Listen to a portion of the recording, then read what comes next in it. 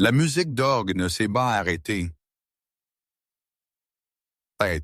parce que la mariée a trébuché. Elle s'est arrêtée à cause de qui se tenait dans l'arcade de l'église. Caleb Montgomery avait envoyé l'invitation comme une blague cruelle, une dernière façon mesquine de rappeler à son ex-petite amie Nathalie qu'elle n'était rien et qu'il était tout. Il s'attendait à ce qu'elle reste à la maison et pleure.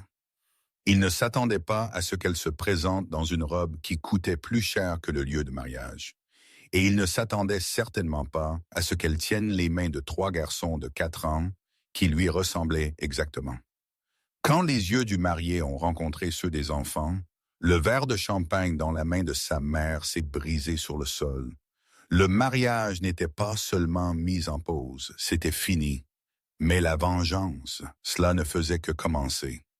L'enveloppe était lourde, de couleur crème, en carton de lin texturé, avec un gaufrage en feuilles d'or.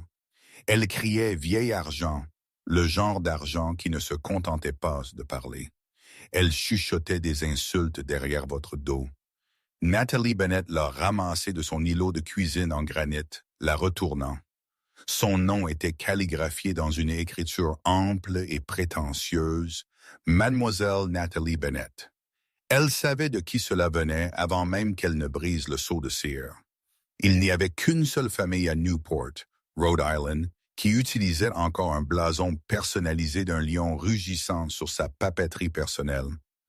Les Montgomery. Ses mains ne tremblaient pas. Il y a 5 ans, elles auraient pu. Il y a 5 ans, elles se seraient agenouillées, sanglotant, suppliant l'univers pour un signe que Caleb Montgomery l'aimait encore. Mais la Nathalie d'il y a 5 ans était morte. Elle avait été enterrée sous une montagne de changements de couches, de nuits sans sommeil, et la montée impitoyable de l'échelle corporative d'un empire technologique qu'elle avait aidé à construire de zéro. Elle a glissé un ongle manucuré sous le rabat et a sorti l'invitation. Avec leur famille, Caleb Edward Montgomery et Isabella Marie Longley sollicitent l'honneur de votre présence. Nathalie a laissé échapper un rire sec et sans humour. Isabella, bien sûr. La jeune fille avait 22 ans, une débutante avec un fonds fiduciaire de la taille d'un petit pays et une personnalité aussi mince que le papier sur lequel l'invitation était imprimée. Caleb avait fait un meilleur échange, ou du moins, il le pensait, mais c'était la note manuscrite glissée derrière la carte RSVP qui fit couler le sang de Nathalie Froid. C'était griffonné dans l'écriture anguleuse et arrogante de Caleb. Nat, pensais que tu devrais voir à quoi ressemble un vrai futur. N'hésite pas à venir. L'open bar, c'est pour moi. Essaye de ne pas te ridiculiser. C'était un défi. C'était une gifle livrée par le service postal. Il l'invitait pour la moquer. Il voulait qu'elle se présente dans sa robe de prêt-à-porter, l'air fatigué et seul afin qu'il puisse la montrer à ses amis de la haute société et dire « Vous voyez, c'est la balle que j'ai évitée. Maman. » La voix douce a brisé sa transe. Nathalie s'est retournée. Debout dans l'encadrement de la porte de la cuisine, frottant le sommeil de ses yeux, était Léon. Derrière lui, identiques en tout point, à l'exception de la couleur de leur haut de pyjama, se tenaient Noah et Mason, les triplés. Ils avaient 4 ans maintenant. Ils avaient les cheveux foncés et ondulés de Caleb.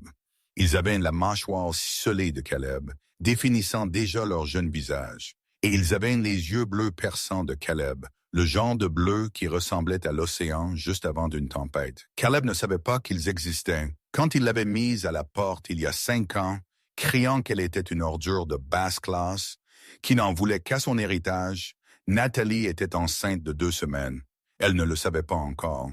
Au moment où elle l'a découvert, Caleb avait bloqué son numéro, déménagé à Londres pour 1 an, et avait fait envoyer par les avocats de sa famille une lettre de mise en demeure pour l'empêcher de le contacter.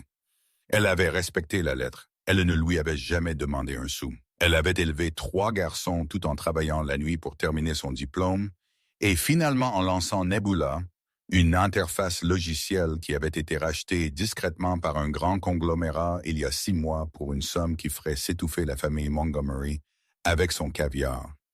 Nathalie a regardé l'invitation, puis elle a regardé ses fils. « Tu as faim, bébé? » Elle a demandé à Léon, sa voix douce. Crêpes, Weston a gazouillé de l'arrière. Crêpes, Nathalie a acquiescé, un sourire lent et dangereux se répandant sur son visage. Elle s'est dirigée vers la poubelle, ayant l'intention de jeter l'invitation. Mais sa main a plané au-dessus de la corbeille. Caleb voulait qu'elle voie à quoi ressemblait un vrai futur. Il voulait exhiber son héritage. Bien. Elle lui montrerait son héritage. Tous les trois, elle a sorti son téléphone de sa poche et a composé un numéro. Raina, elle a dit quand la ligne s'est ouverte. Libère mon emploi du temps pour le week-end du 24 et appelle le styliste. J'ai besoin d'une robe. Non, pas noire, je veux rouge. Le genre de rouge qui ressemble à du sang sur une robe de mariée. La semaine précédente, le mariage fut une opération militaire. Nathalie n'assistait pas seulement à un mariage. Elle orchestrait un coup d'État. Raina, sa meilleure amie et actuelle directrice de l'exploitation, était assise sur le canapé en velours dans l'appartement terrasse de Nathalie, sirotant un espresso. Tu sais que c'est fou, n'est-ce pas? C'est une intrigue de film. Ce n'est pas la vraie vie. C'est réel pour moi, Nathalie a dit, debout sur le podium, pendant qu'un tailleur épinglait l'ourlet d'une robe Givenchy sur mesure. La robe était d'un rouge sang de bœuf profond. Elle était bustier, structurée et dangereuse. Elle lui allait comme une seconde peau, mettant en valeur un corps que des heures de pilates et d'entraînement personnel avaient sculpté en quelque chose de bien plus létal que la fille que Caleb avait fréquentée. « Il pense que je suis une barista fauchée », Raina Nathalie a dit, regardant son reflet. « La dernière fois qu'il m'a vu, je portais un uniforme taché de marque de café, pleurant parce qu'il m'avait dit que je n'étais pas du genre à fréquenter la société. Il pense que je viens là pour manger sa nourriture gratuite et avoir l'air pathétique, et les garçons, Raina a demandé, sa voix baissant. Nat, ils sont. Ce sont des copies conformes. Ça va faire une scène.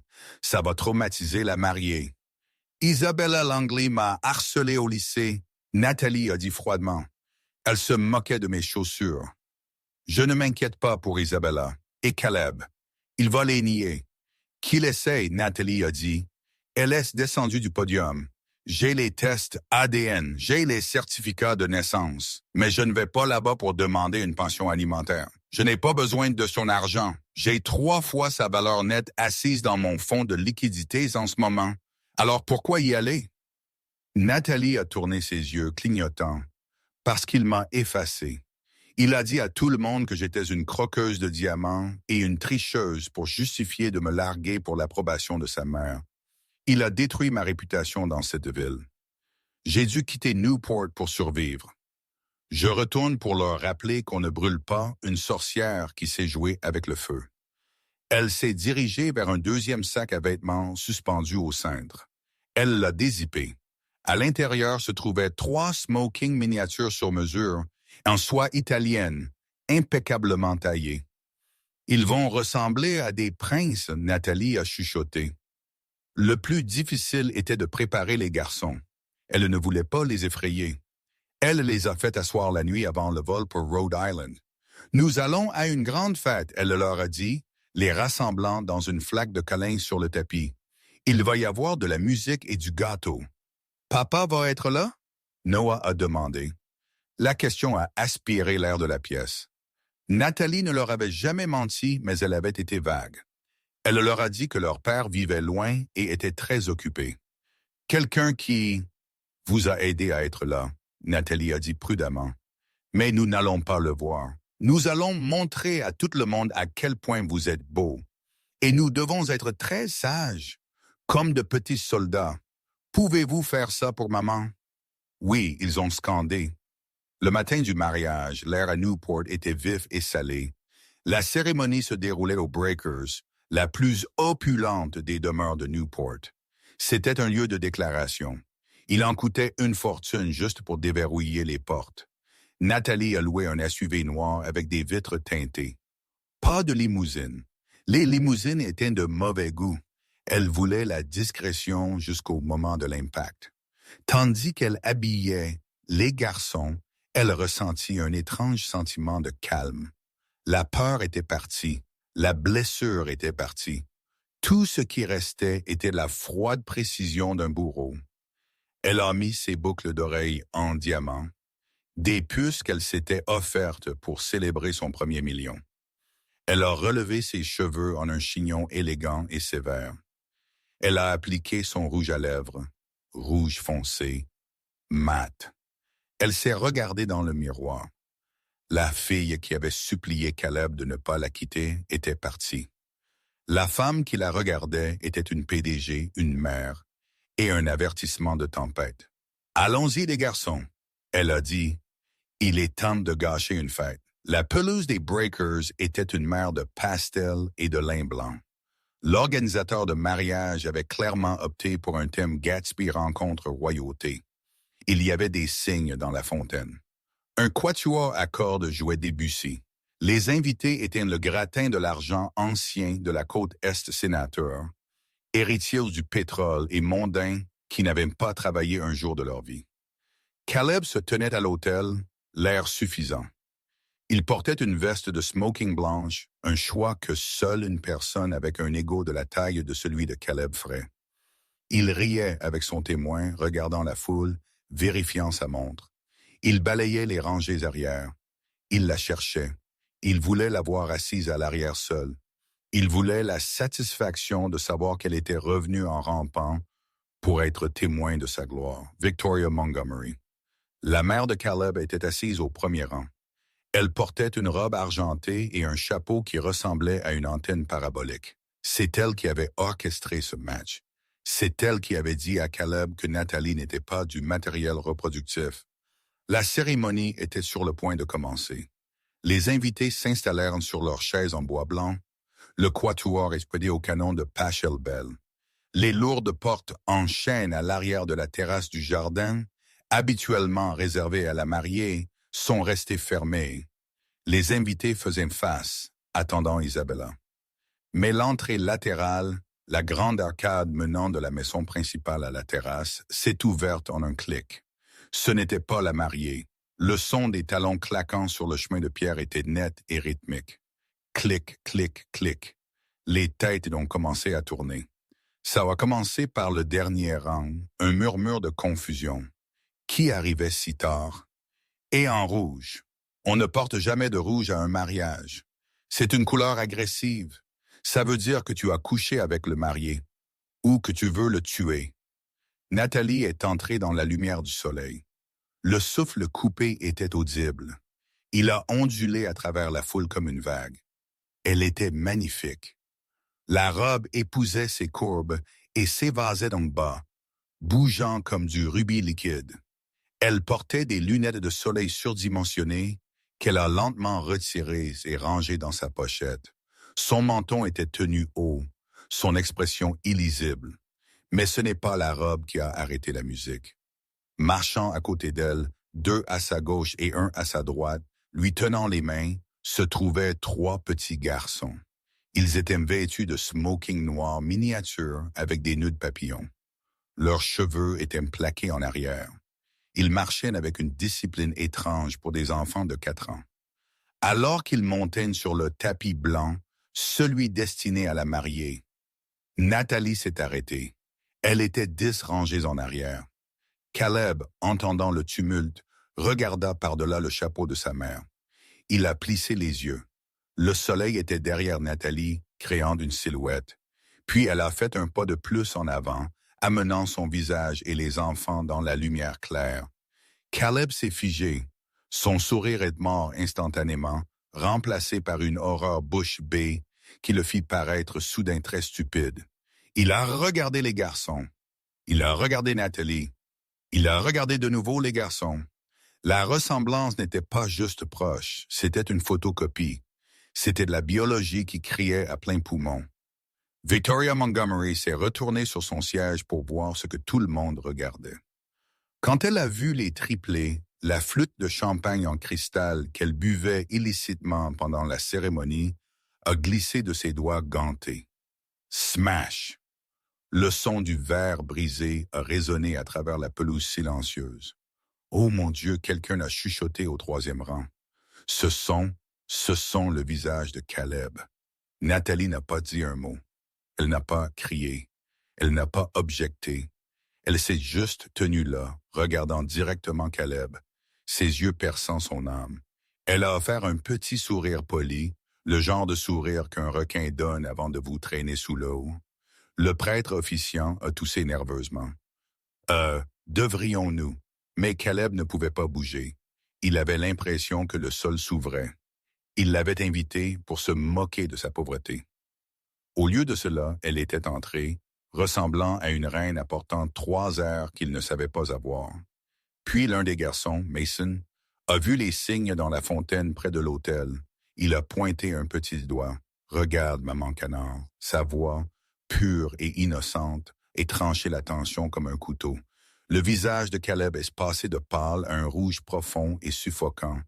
Il est descendu de l'autel, trébuchant légèrement. Nathalie, il a étouffé sa voix, craquant. Le microphone sur son revers était toujours allumé. Le nom a retenti à travers les haut-parleurs, amplifié pour que tout le monde l'entende. Nathalie a incliné la tête. « Bonjour, Caleb. Merci pour l'invitation. Les garçons voulaient voir d'où venait leur papa. » Le mot « papa » a frappé la foule comme une grenade. À cet exact moment, les portes principales se sont ouvertes. La marche nuptiale a commencé à jouer. Isabella Langley est apparue voilée et souriante, serrant son bouquet, prête pour son grand moment. Elle a fait 2 pas, a réalisé que personne ne la regardait et s'est arrêtée. Elle a vu Caleb descendu de l'autel. Elle a vu la femme en rouge. Elle a vu les 3 enfants. Isabella a soulevé son voile, son sourire disparaissant.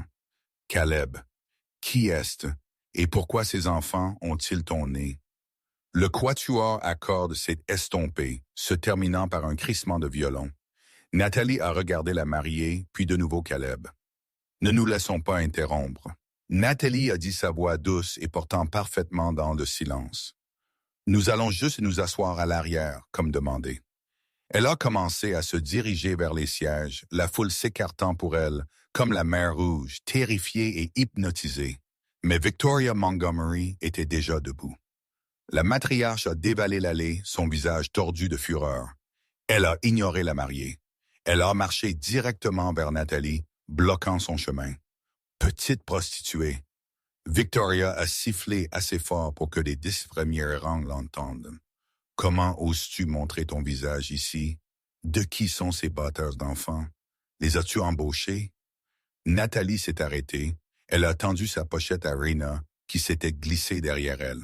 Elle a regardé Victoria, qui était une tête plus petite qu'elle. « Attention, Victoria. » Nathalie a dit sa voix, baissant d'une octave d'un calme mortel. « Je n'utiliserai pas ce mot, surtout puisque ces bâtards sont la seule raison pour laquelle votre famille ne va pas être sans abri d'ici mardi prochain. » Victoria a cligné des yeux. « Excusez-moi, vous m'avez entendu. » Nathalie a dit. Elle a levé les yeux vers Caleb, qui descendait maintenant l'allée vers eux, l'air de vouloir vomir. « As-tu parlé à ta mère des mauvais investissements, Caleb?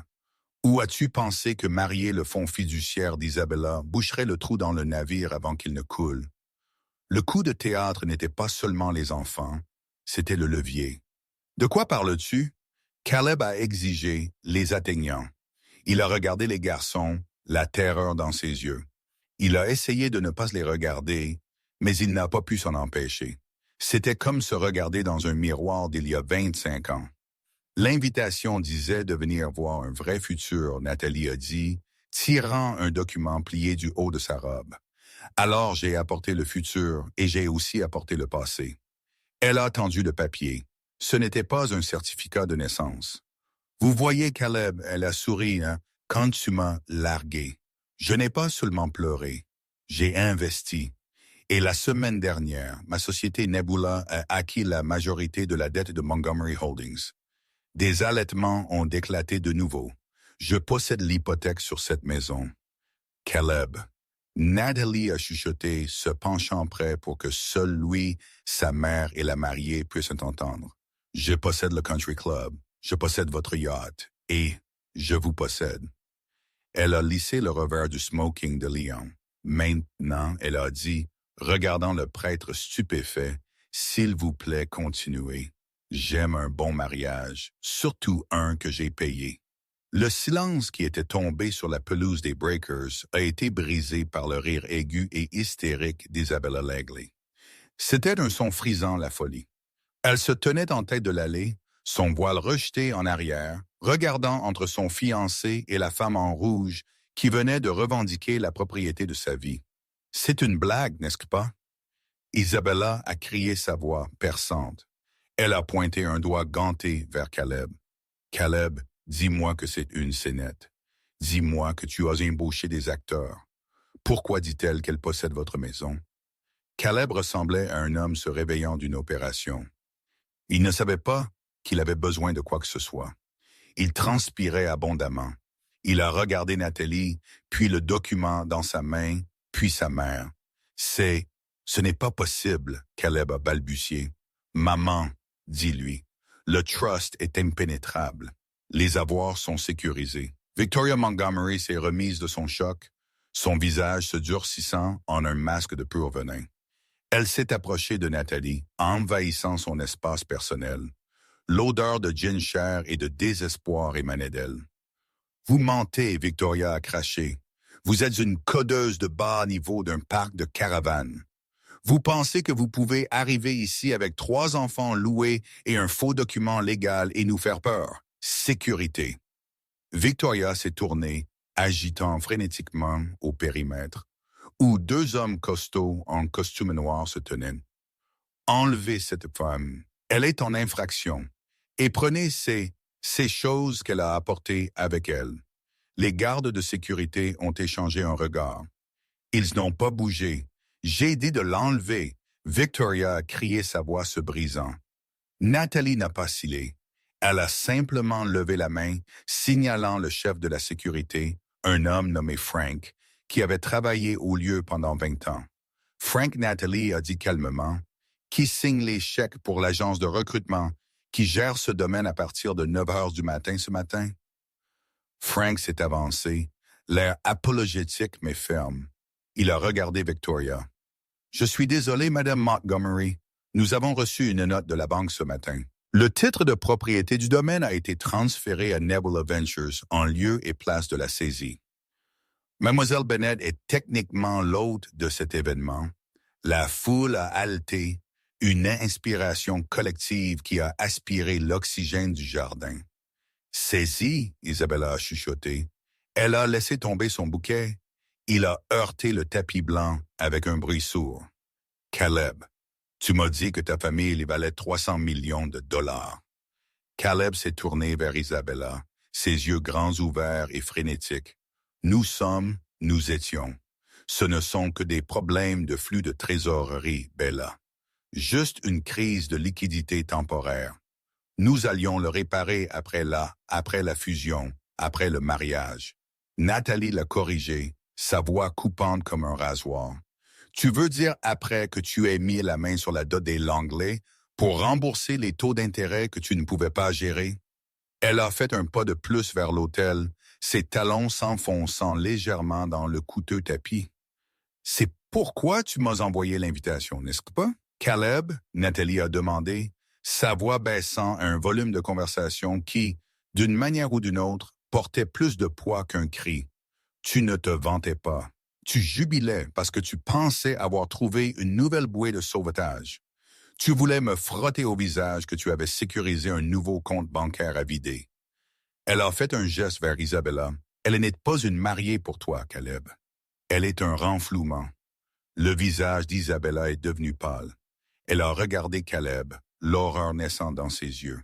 Pendant ce temps, les triplés s'agitaient. La tension était palpable, et les enfants sont comme des baromètres pour l'anxiété des adultes. Noah, le sensible, a enfoui son visage dans la jupe de Nathalie. « Maman !» La dame crie, il a gémi. Caleb a regardé Noah. Pour la première fois, il l'a vraiment regardé. Il a vu la façon dont les cheveux de Noah bouclaient derrière ses oreilles, exactement comme les siens. Il a vu la forme du nez du garçon. C'était le nez de son grand-père. Nathalie Caleb a chuchoté le combat s'épuisant de lui. Sont-ils vraiment... N'osez pas répondre à ça. Victoria a interjeté, saisissant le bras de Caleb. C'est une fraude, Caleb. Elle est probablement tombée enceinte d'un barman au hasard et essaie de te l'attribuer pour la pension alimentaire. Regarde-la. C'est une ordure. Les yeux de Nathalie ont brillé. La façade calme s'est fissurée juste pour une seconde, révélant la lionne mère en dessous. Noah Mason. Léon, Nathalie a dit doucement. Allez avec Tante Rena. Allez prendre une cupcake de la table là-bas. Rena s'est précipitée immédiatement, rassemblant les trois garçons loin de la zone d'explosion toxique. Une fois qu'ils étaient hors de portée de voix, Nathalie s'est retournée vers Victoria. L'air autour d'elle a semblé baisser de 10 degrés. « Vous voulez parler d'ordure » Victoria, Nathalie a demandé. « Parlons de l'ordure que vous avez jetée il y a 5 ans. Parlons de l'ADN. Je demande un test de paternité. » Victoria a crié, jouant pour la foule. Elle savait qu'elle perdait l'attention de la pièce. Les invités chuchotaient, les téléphones étaient sortis, enregistrant tout. C'était le scandale de la décennie et personne ne voulait manquer une seconde. Je ne laisserai pas l'héritage de mon fils être souillé par votre progéniture bâtarde. Sans preuve, Nathalie a plongé la main dans le dossier en cuir élégant qu'elle tenait. Elle n'a pas sorti un papier. Elle a sorti une épaisse pile. « Je me doutais que vous diriez ça, » Nathalie a dit. « Alors je suis venue préparer. » Elle a monté les marches de l'hôtel improvisé et a tendu la pile, pas grandée à Caleb et pas à Victoria, mais à Isabella. « Lisez-le, » Nathalie a dit à la mariée. Isabella, tremblante, a pris les documents. Pièce à conviction A. Nathalie a narré sa voix projetant aux invités. Un test de paternité prénatale non invasif effectué il y a 5 ans. J'ai gardé les résultats. 89% de correspondance avec Caleb Edward Montgomery. Vous auriez pu forger ça, Victoria a hurlé. Pièce à conviction B. Nathalie a continué, ignorant la femme âgée. Un affidavit sous serment du Dr. Holloway, le médecin de famille Montgomery.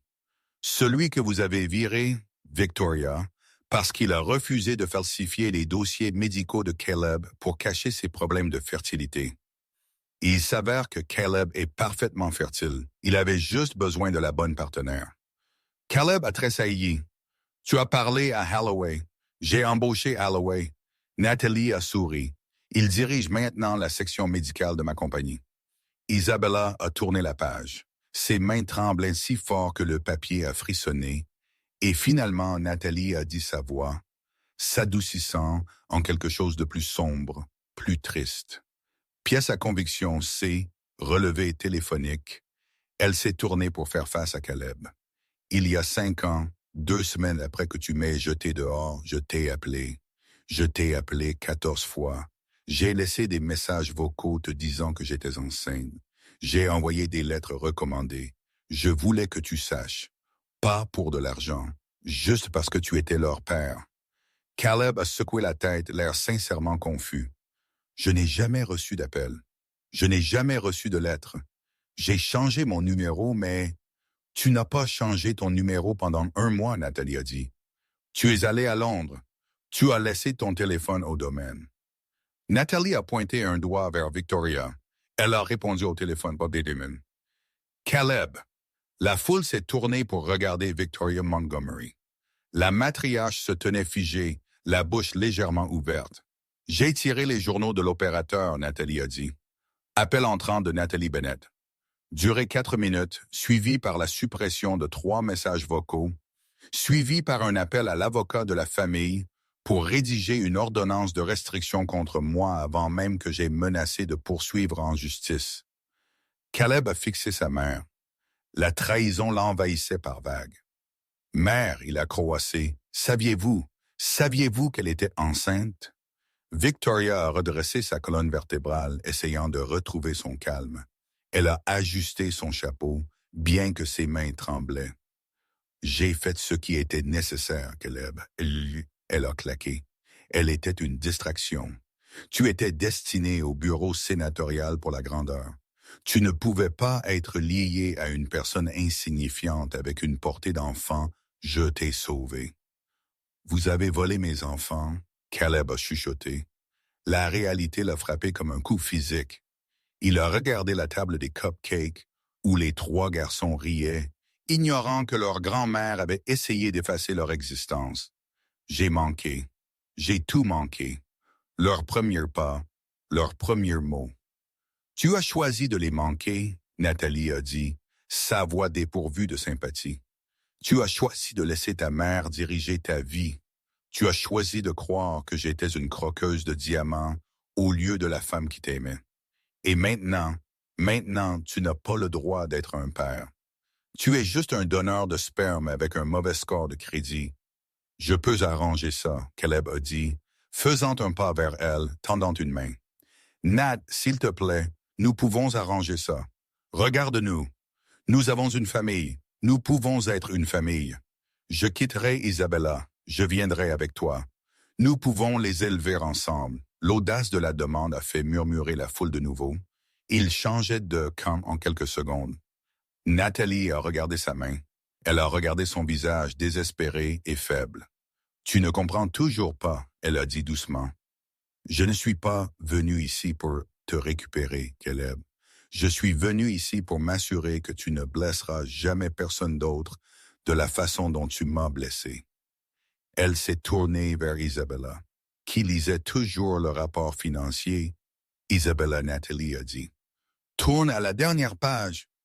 Isabella Langley était jeune. Elle était abritée. Elle avait été élevée pour être une femme trophée, pour être jolie et organiser des galas. Mais elle n'était pas stupide. Elle a regardé la dernière page du dossier que Nathalie lui avait tendu. C'était un résumé des passifs de la famille Montgomery.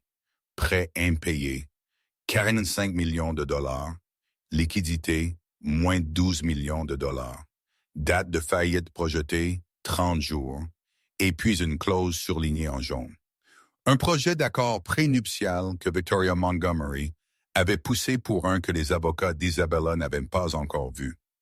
En cas de mariage, les actifs du Trust Langley seront fusionnés avec Montgomery Holdings pour garantir des investissements conjoints. Isabella a levé les yeux. Ses yeux étaient humides, mais sa mâchoire était serrée. « Tu allais liquider mon trust, » Isabella a dit, sa voix tremblante. « Tu ne m'épousais pas. Tu fusionnais avec moi. »« Bella, chérie. »« Non, » Caleb a plaidé, tournant sur lui-même pour lui faire face. « C'est de la finance compliquée que tu ne comprends pas. »« Je comprends que cette femme, » Isabella a fait un geste vers Nathalie, « vient d'acheter ta dette, ce qui signifie qu'elle te possède. Et si je t'épouse, elle me possède aussi. » Isabella a regardé Nathalie. Pendant un moment, il y a eu une communication silencieuse entre les deux femmes, l'ex-petite amie et la mariée, celle qui a survécu et celle qui était sur le point d'être sacrifiée. Nathalie lui a fait un petit signe de tête. Cours. Isabella a pris une profonde inspiration. Elle a levé la main et a détaché son voile.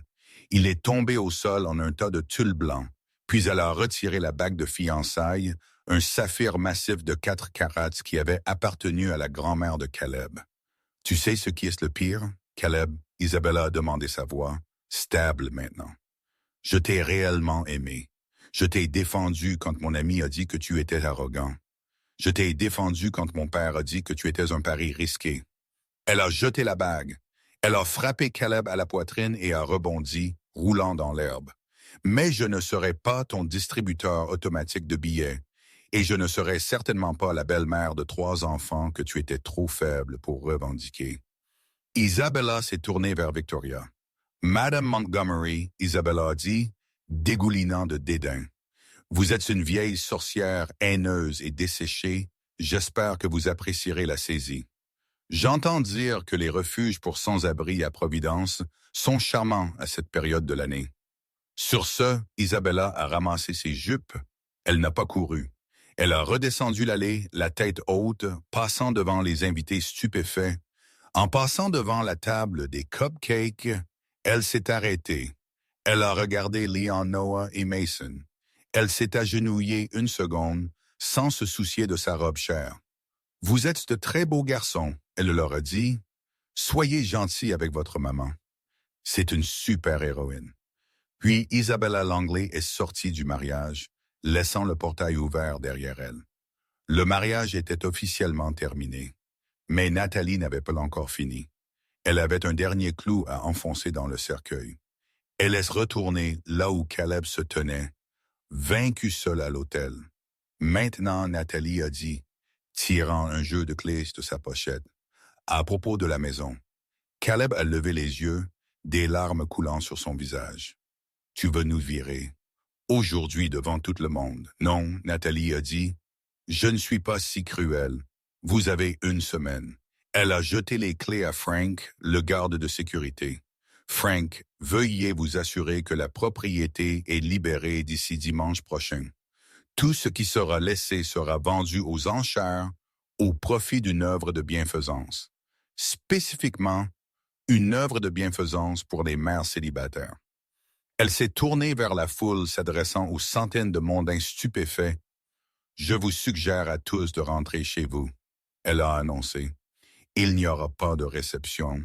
Cependant, l'open bar est toujours actif pour la prochaine heure. Buvez. C'est la dernière chose que Caleb vous achètera jamais. Elle s'est dirigée vers ses garçons. D'accord, les gars, elle a dit, ramassant Mason dans ses bras. Qui veut aller chercher des pizzas? Moi, ils ont crié. Nathalie n'a pas regardé en arrière. Elle a descendu l'allée, sa robe rouge flamboyante comme un drapeau de victoire, ses 3 fils sautillant à côté d'elle. Derrière elle, elle a entendu Victoria commencer à crier un son primal d'une femme qui avait perdu son statut. Sa maison et son fils en l'espace de 20 minutes. Caleb s'est juste assis sur les marches de l'hôtel et a mis sa tête dans ses mains. Alors que Nathalie atteignait le SUV, elle a senti une vibration dans sa poche. C'était un texte de Raina. As-tu vu le ticker boursier Montgomery Holdings vient de s'effondrer? Tu viens de faire 20% sur la vente à découvert. Nathalie a souri. La vengeance n'était pas seulement douce, elle était rentable. La première neige de l'année venait de commencer à saupoudrer les pavés de Newport. Mais pour Caleb Montgomery, le froid s'était installé il y a exactement 365 jours. C'était 1 an depuis le mariage qui n'en était pas un an depuis le jour où la musique s'est arrêtée. Le verre s'est brisé et sa vie telle qu'il la comprenait s'est évaporée dans l'air salé de Rhode Island. Caleb était assis sur le siège du conducteur d'une Honda Civic Caravan 2018 gris anthracite. Le moteur tournait au ralenti avec un léger cliquetis rythmique qu'il avait l'intention de réparer depuis des mois. Le chauffage soufflait à fond, mais il frissonnait toujours. Il a vérifié son reflet dans le rétroviseur. Le visage qui le regardait était plus mince, la peau autour de ses yeux tendue par l'épuisement. Les cheveux épais, parfaitement coiffés du Golden Boy de Newport, étaient plus courts maintenant, fonctionnels, poivrés de gris prématuré aux tempes. Il a ajusté sa cravate, un simple mélange de polyester bleu qu'il avait acheté lors d'une vente de grand magasin. C'était loin des ascotes en soie et des costumes italiens sur mesure qui remplissaient son placard à l'époque où son placard était une pièce en cèdre aménagée en dressing aux Breakers. Il a jeté un coup d'œil à l'horloge numérique sur le tableau de bord, 13h55. Il était en avance. Il était toujours en avance maintenant. Être en retard était un luxe pour des gens qui avaient du levier, et Caleb Montgomery n'en avait aucun. Il a mis la voiture en marche et s'est approché des lourdes grilles en fer des Hidden Cove Estates dans le Connecticut. C'était une communauté privée, le genre où le nouvel argent allait vivre tranquillement et confortablement, loin des regards indiscrets de l'ancienne garde. C'était à 1 heure de Newport, à 1 heure des chuchotements, des sourires en coin et des fantômes de son ancienne vie. Il a baissé la vitre et a appuyé sur le bouton de l'interphone. Non. La voix était automatisée, froide et efficace. Caleb Montgomery, il a dit.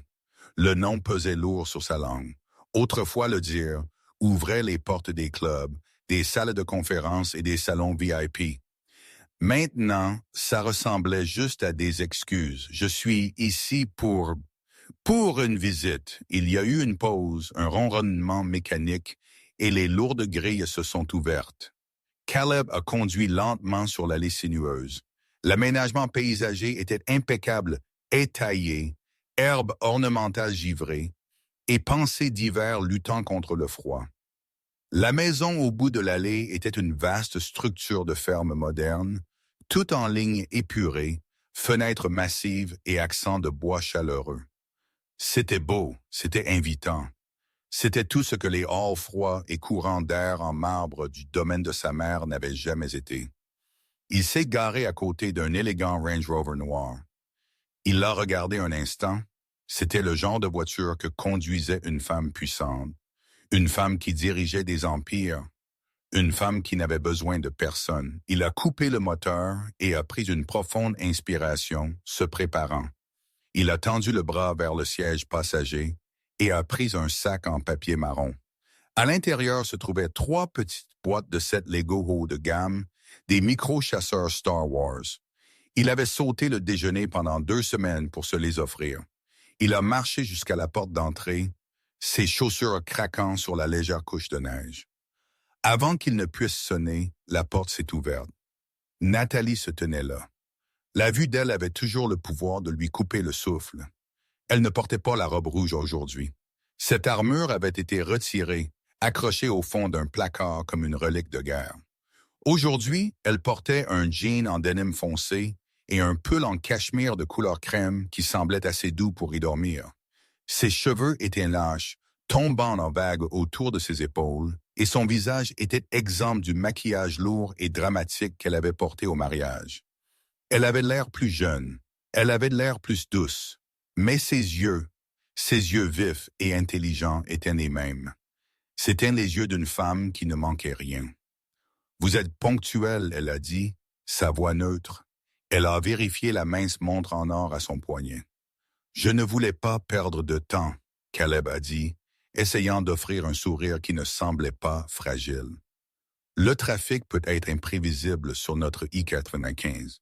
Vrai, elle a acquiescé. Elle s'est écartée, tenant la porte ouverte. Entrez. Ils sont dans le solarium. Caleb est entré dans le foyer. La maison sentait la cannelle et le poulet rôti, une odeur si agressivement domestique, si chaleureusement normale, que ça lui a fait mal à la poitrine.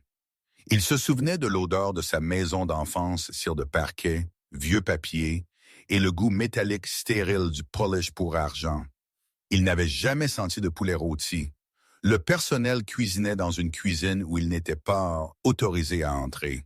« Chaussures », Nathalie a dit, pointant doucement un porte-chaussures près de la porte. « D'accord. Désolé. » Caleb a enlevé ses chaussures de ville en se servant des orteils et des talons, révélant des chaussettes usées aux talons. Il espérait qu'elle ne remarquerait pas. Il l'a suivie dans le couloir. Les murs étaient tapissés de photographies encadrées. Il les a scannées en marchant. Il y avait des photos des garçons à la plage, sablonneux et rieurs. Des photos d'eux lors de leur premier jour de maternelle, tenant des pancartes qui disaient « Futur PDG ». Des photos de Nathalie acceptant un prix, l'air féroce et fier. Il n'y avait pas de photos de lui. « Ils ont demandé de tes nouvelles », Nathalie a dit par-dessus son épaule. Le cœur de Caleb a fait un bond. Ils ont. Noah voulait savoir si tu apportais de nouveau les blocs bleus. Mason a demandé si tu étais un géant. Caleb a laissé échapper un rire court et essoufflé. Un géant? Tu es grand pour eux, Caleb, et tu es peu fréquent.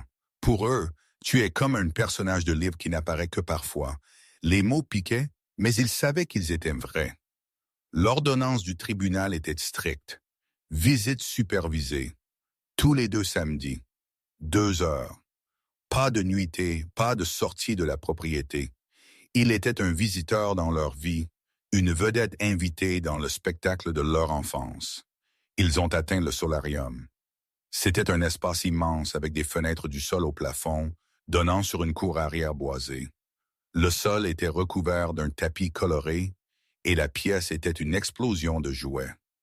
Léon, Noah et Mason étaient blottis autour d'une table basse, absorbés par une bataille chaotique de figurines d'action. Les garçons, Nathalie a annoncé sa voix, montant dans ce ton spécial de maman. Regardez qui est là. 3 têtes se sont tournées à l'unisson. La ressemblance était toujours frappante. C'était comme regarder 3 miroirs miniatures, reflétant son propre visage vers lui, mais sans sa tristesse. « Salut les gars », Caleb a dit, entrant dans la pièce. Il a brandi le sac en papier. « J'ai apporté des provisions. » Mason, le plus audacieux des trois, s'est levé. Il portait un T-shirt dinosaure. « C'est des bonbons. »« Mieux, » Caleb a dit. Il s'est assis sur le tapis, ignorant la façon dont ses genoux craquaient. Il a ouvert le sac et a sorti les 7 Legos. « Cool » Leon a crié, abandonnant sa figurine d'action. « Vaisseaux spatiaux !» Les garçons l'ont envahi. Pendant un instant, juste un instant fugace, Caleb a ressenti un élan de joie pure et non falsifié. Il touchait son bras, prenait les boîtes, lui posait des questions. « Celui-ci tire-t-il? Puis-je avoir le gris? Aide-moi à l'ouvrir. » Il était utile, il était désiré. Il a passé les 45 minutes suivantes sur le sol, ses doigts s'en mêlant avec de minuscules briques en plastique. Il a aidé Noah à trouver une pièce d'aile manquante. Il a arbitré une dispute entre Leon et Mason sur qui serait le méchant. Il a écouté leurs histoires décousues sur l'école, sur un chien nommé Buster. Ils se sont rencontrés au parc à propos de comment Mason pouvait sauter de la 2e marche des escaliers. Natalie était assise dans un fauteuil de lecture dans un coin, un livre ouvert sur ses genoux, mais elle ne lisait pas, elle regardait. « Tu t'améliores avec eux », elle a dit pendant une accalmie dans le bruit. Caleb a levé les yeux, surpris. « Tu avais l'air terrifié », elle a dit, « comme si tu avais peur de les casser. Maintenant, tu as juste l'air fatigué. » Caleb a soupiré, laissant tomber une brique grise dans la pile. « Je suis fatigué. Nat, je fais des doubles cases au centre logistique, essayant d'obtenir ma certification pour pouvoir peut-être passer à la gestion l'année prochaine. » Logistique, Nathalie a réfléchi, loin du capital risque. « C'est un travail honnête », Caleb a dit défensivement. « Je suis les conteneurs d'expédition. Je m'assure que les choses arrivent là où elles doivent aller. » C'est bien. Ça paye le loyer. Et la pension alimentaire, Nathalie a ajouté. Et la pension alimentaire, il a acquiescé. Il a regardé ses mains. Je sais que ce n'est pas beaucoup. Je sais que c'est une goutte d'eau dans l'océan comparé à ce que tu as. Mais je l'envoie, chaque mois, le 1er. Je sais que tu le fais, Nathalie a dit. Sa voix s'est adoucie. Je ne l'ai pas demandé pour te punir, Caleb. Je l'ai demandé parce qu'un père devrait contribuer. C'est une question de principe, pas de montant. Je sais, il a chuchoté. Juste à ce moment-là, la sonnette de la porte d'entrée a sonné de nouveau. Caleb s'est raidi. Il a vérifié sa montre. Il lui restait encore 1 heure. « Attendez-vous de la visite ?» Le juge a dit. « Ce n'est pas une visite sociale. Techniquement, Nathalie a dit en se levant. « Reste ici avec les garçons. Je reviens tout de suite. » Caleb l'a regardé partir. Il a senti un nœud d'anxiété se serrer dans son estomac. Qui venait d'ici un samedi après-midi? Il a entendu la porte d'entrée s'ouvrir. Il a entendu des voix. La voix d'une femme, claire, confiante et familière. Caleb a froncé les sourcils. Il connaissait cette voix. Il l'avait entendue chuchoter « Je t'aime » dans l'obscurité. Il l'avait entendu crier « Je te hais » dans un jardin plein de mondains choqués. Il s'est levé, poussetant son pantalon. Les garçons continuaient à construire. Je reviens tout de suite. Il a marché jusqu'à l'embrasure de la porte du solarium et a jeté un coup d'œil dans le couloir. Debout dans le foyer, secouant la neige d'un manteau de laine blanc, se trouvait Isabella Longley. Elle avait l'air différente aussi. La débutante aux grands yeux et frénétiques du mariage avait disparu. À sa place se trouvait une femme qui se tenait avec une assurance aussi tranchante qu'un rasoir. Elle portait un tailleur-pantalon et tenait d'un épais porte-document en cuir. « J'ai apporté les projections du T4, » Isabella disait à Nathalie, « et la liste des cibles d'acquisition pour la firme de biotechnologie. Nous devons revoir l'évaluation des risques pour l'expansion à Singapour. » « Parfait, » Nathalie a dit. « Mettez-les sur l'îlot. J'ouvrirai une bouteille de rouge. » Caleb est sorti du solarium. Isabella. Isabella s'est figée. Elle s'est tournée lentement, ses yeux se posant sur lui. Son expression n'est pas passée à la colère, à la pitié, ni même à la surprise. C'était juste vide. C'était le regard que l'on donne à un meuble qu'on a décidé de vendre. Oh, elle a dit. Bonjour, Caleb. Toi. Tu es là, Caleb a balbutié. Chez Nathalie, je suis ici chez ma partenaire commerciale, Isabella l'a corrigé. Son ton était sec. Elle est passée devant lui dans la cuisine, posant son porte-document sur l'îlot de marbre avec un bruit sourd. Caleb l'a suivi, son esprit chancelant. Partenaire commercial. Toi aussi. Mais le mariage, le procès. Le mariage a été un signal d'alarme, Isabella a dit, tirant un ordinateur portable de son sac. Elle ne l'a pas regardé. Elle tapait son mot de passe. Nathalie m'a sauvé de la plus grande erreur financière de ma vie. À savoir, épouser la dette de votre famille et fusionner mon trust avec votre navire en perdition. Elle a ajouté, levant les yeux. Saviez-vous que votre mère avait déjà rédigé les ordres de transfert? Elle allait liquider tout mon portefeuille dans les 48 heures suivant la lune de miel. Caleb a tressailli. Je ne savais pas. Je jure, Bella, je ne savais pas qu'elle irait aussi loin. Peu importe ce que tu savais, Isabella a dit avec dédain. Ce qui compte, c'est ce que tu as fait, ce qui était rien. Tu es resté là et l'as laissé mener le spectacle. Nathalie est entrée dans la cuisine, portant 2 verres à vin. Elle en a posé un devant Isabella et a pris une gorgée du sien. Isabella et moi avons beaucoup en commun, Nathalie a dit, s'appuyant contre le comptoir. Nous sommes toutes deux intelligentes, toutes deux ambitieuses, et nous avons toutes deux un goût terrible pour les hommes. C'est une expérience de rapprochement. Nous avons lancé Phoenix Capital il y a 6 mois, Isabella a dit, prenant enfin une gorgée de vin. Nous sommes spécialisés dans l'aide aux femmes pour protéger leurs actifs des mariages prédateurs et des mauvais investissements familiaux. Nous nous en sortons très bien, Caleb les a fixés du regard. Les 2 femmes avec qui il avait été impliqué, la mère de ses enfants et la femme qu'il avait failli épouser. Debout dans une cuisine chaleureuse et chère, buvant du vin, bâtissant un empire sur les cendres de ses erreurs. C'était un tableau surréaliste. Il y a 1 an, elles étaient ennemies. Maintenant, elles formaient un front uni. Et ma mère, Caleb a demandé, la question lui a échappé avant qu'il ne puisse l'arrêter. La pièce est devenue silencieuse. La température a semblé baisser. Victoria Nathalie a demandé. Elle a fait tournoyer le vin dans son verre. La dernière fois que j'ai entendu, elle était à Sarasota. Elle m'appelle parfois. Caleb a admis, regardant le sol. Elle ne va pas bien. Le condo est petit. Elle déteste l'humidité. Elle me demande de l'argent. Tu lui en donnes? Isabella a demandé sèchement. J'envoie ce que je peux. 50 $ par-ci par-là. C'est ma mère. C'est une sanglue, Isabella a dit. Elle a essayé de détruire Nathalie. Elle a essayé de me voler.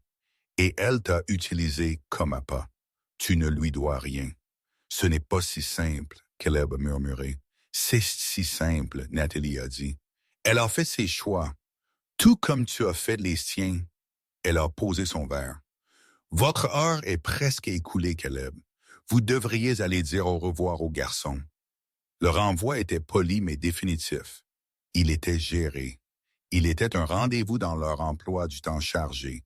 Caleb s'est tourné et est retourné au solarium. Les garçons avaient terminé un des vaisseaux spatiaux. « Regarde, Mason a crié. Le tenant dans l'air, ça vole. C'est incroyable, mon pote. » Caleb a dit, sa voix se brisant. Il s'est agenouillé. « Hé les gars, je dois y aller maintenant. » L'énergie dans la pièce a chuté instantanément.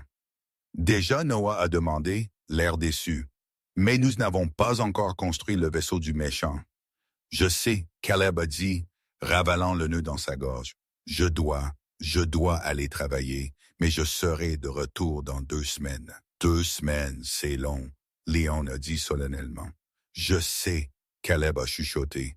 Il a tendu la main et a tapoté maladroitement l'épaule de Léon. Il voulait les serrer dans ses bras. Il voulait les prendre dans ses bras et sentir leurs cheveux et leur promettre qu'il ne partirait jamais. Mais il n'en avait pas le droit. Il n'avait pas encore gagné cette intimité. « Soyez sage pour votre maman, » Caleb a dit, « et soyez gentil avec la dame dans la cuisine. Tati Bella Mason a gazouillé. Elle est drôle. Elle nous apporte des beignets. » Tati Bella. L'ironie était suffocante. Caleb s'est levé. « Salut les gars. Salut Caleb. » Ils ont scandé déjà, retournant à leurs jouets. Caleb est retourné au foyer. Nathalie attendait près de la porte. Isabella n'était nulle part, probablement déjà enfouie dans des tableurs dans la cuisine. Même heure dans 2 semaines, Nathalie a demandé ouvrant la porte. « Oui, » Caleb a dit. Il s'est arrêté sur le seuil. L'air froid de l'extérieur l'a frappé, un contraste saisissant avec la chaleur de la maison. « Nat, » il a dit. Elle l'a regardé. « Oui, je suis fier de toi, » il a dit. « Tu as construit tout ça. Tu les as élevés. Tu avais raison surtout. » Nathalie l'a regardé un long moment. Son expression s'est adoucie juste d'une fraction. « Merci, Caleb, » elle a dit. « Conduis prudemment. » Elle a fermé la porte. Caleb est resté sur le porche un instant, écoutant le clic du verrou. Il était à l'extérieur, de nouveau. Il a marché jusqu'à sa voiture, la neige craquant plus fort maintenant. Il est monté sur le siège en cuir, gelant à travers son pantalon fin. Il a démarré le moteur. Le cliquetis était pire aujourd'hui. Alors qu'il descendait l'allée, il a regardé dans le rétroviseur une dernière fois. À travers la grande fenêtre avant, il pouvait voir la lueur chaleureuse du salon. Il a vu Nathalie entrer, riant de quelque chose qu'Isabella avait dit. Il a vu les garçons courir à travers le cadre, se chassant. C'était une image parfaite d'une famille heureuse, une famille qui n'avait pas besoin de lui pour être complète. Il a traversé les grilles en fer et elles se sont refermées derrière lui avec une lourde finalité. Il a tourné sur la route principale, retournant vers son studio, vers ses dîners au micro-ondes, vers la vie qu'il avait gagnée. Il avait invité son ex pour la moquer. Il avait voulu lui montrer un vrai futur, et elle lui avait montré. Elle lui avait montré exactement à quoi ressemblait un vrai futur. C'était un futur où les actions avaient des conséquences, où la force était forgée dans le feu, et où les gens qui sous-estimaient Nathalie Bennett finissaient par la regarder briller de l'autre côté d'une grille verrouillée. La neige a commencé à tomber plus fort, couvrant son pare-brise, couvrant ses traces. Caleb a allumé les essuie-glaces. Il couinait contre la vitre, un son rythmique et solitaire. Chut. Il a continué à conduire. C'était la seule chose à faire. Nathalie Bennett n'a pas seulement gâché un mariage. Elle a gâché une dynastie. Elle a prouvé que la dignité n'est pas quelque chose dans lequel on est. C'est quelque chose que l'on construit. Caleb Montgomery a appris la leçon la plus difficile de toutes. Un héritage n'est pas une question de blason sur les papiers, de demeure sur les falaises ou de l'approbation de la haute société. Un héritage, ce sont les gens que vous aimez et les gens qui vous aiment en retour. Quand il a échangé sa famille contre une fortune, il s'est retrouvé sans l'un ni l'autre. Nathalie a élevé ses 3 rois non pas pour être comme le père qui les a quittés, mais pour être des hommes qui ne partiraient jamais. Et tandis qu'elle était assise dans sa cuisine trinquant avec la femme qui était autrefois sa rivale, elle savait qu'elle avait gagné le seul jeu qui comptait. Elle était libre. Wow! Cela doit être l'une des plus satisfaisantes portions de karma que j'ai jamais lues. J'ai honnêtement eu un peu de peine pour Caleb à la fin. Juste un tout petit peu. Mais Victoria, elle a eu exactement ce qu'elle méritait. Qu'en pensez-vous, les gars? Nathalie est-elle allée trop loin en achetant la maison et la dette? Ou était-ce le parfait retour de bâton pour la façon dont ils l'ont traité? Et qu'en est-il d'Isabella qui s'est associée à Nathalie à la fin? Je ne l'avais pas vu venir. Si vous avez apprécié cette histoire, s'il vous plaît, écrasez ça. Bouton j'aime. Ça aide vraiment la chaîne à grandir. Et si vous voulez entendre plus d'histoires sur la vengeance, la trahison et la douce justice, assurez-vous de vous abonner et d'activer la cloche de notification pour ne jamais manquer une mise en ligne. Commentez ci-dessous #Team Nathalie si vous pensez qu'elle est une patronne ou #Team Caleb si vous pensez qu'il mérite une seconde chance. Je mettrai un cœur à mes commentaires préférés. Merci d'avoir regardé et je vous verrai dans la prochaine.